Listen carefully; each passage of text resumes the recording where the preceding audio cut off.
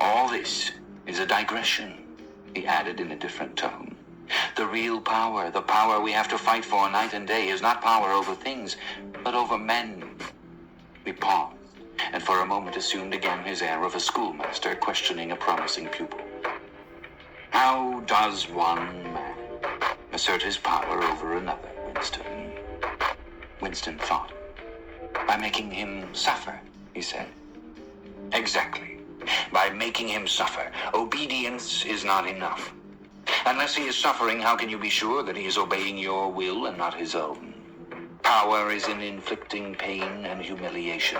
Power is in tearing human minds to pieces and putting them together again in new shapes of your own choosing. Do you begin to see then what kind of world we are creating? It is the exact opposite of the stupid hedonistic utopias that the old reformers imagined. A world of fear and treachery and torment, a world of trampling and being trampled upon, a world which will grow not less but more merciless as it refines itself. Progress in our world will be progress toward more pain.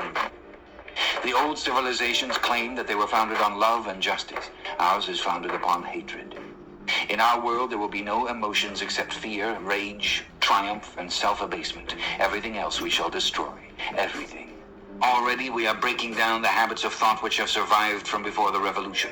We have cut the links between child and parent, and between man, and between man and woman.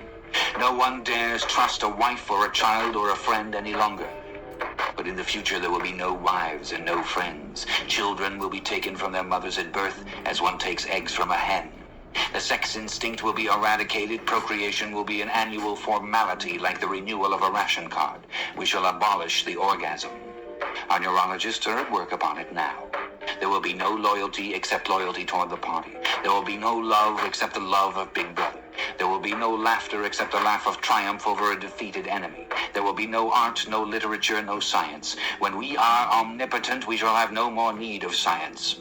There will be no distinction between beauty and ugliness. There will be no curiosity, no employment of the process of life. All competing pleasures will be destroyed. But always, do not forget this, Winston, always there will be the intoxication of power, constantly increasing and constantly growing subtler. Always, at every moment, there will be the thrill of victory, the sensation of trampling on an enemy who is helpless. If you want a picture of the future, imagine a boot stamping on a human face forever.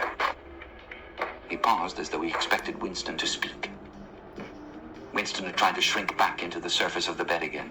He could not say anything. His heart seemed to be frozen.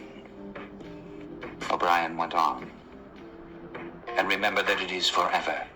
The face will always be there to be stamped upon. The heretic, the enemy of society, will always be there, so that he can be defeated and humiliated over again. Everything that you have undergone since you have been in our hands, all that will continue and worse. The espionage, the betrayals, the arrests, the tortures, the executions, the disappearances will never cease. It will be a world of terror as much as a world of triumph. The more the party is powerful, the less it will be tolerant. The weaker the opposition, the tighter the despotism. Goldstein and his heresies will live forever. Every day, at every moment, they will be defeated, discredited, ridiculed, spat upon, and yet they will always survive.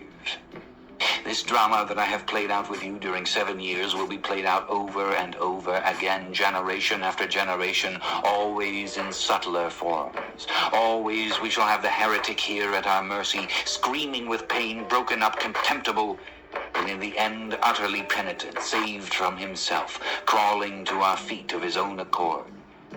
That is the world that we are preparing, Winston. A world of victory after victory, triumph after triumph after triumph, an endless pressing upon the nerve of power. You are beginning, I can see, to realize what that world will be like. But in the end, you will do more than understand it. You will accept it, welcome it, become part of it.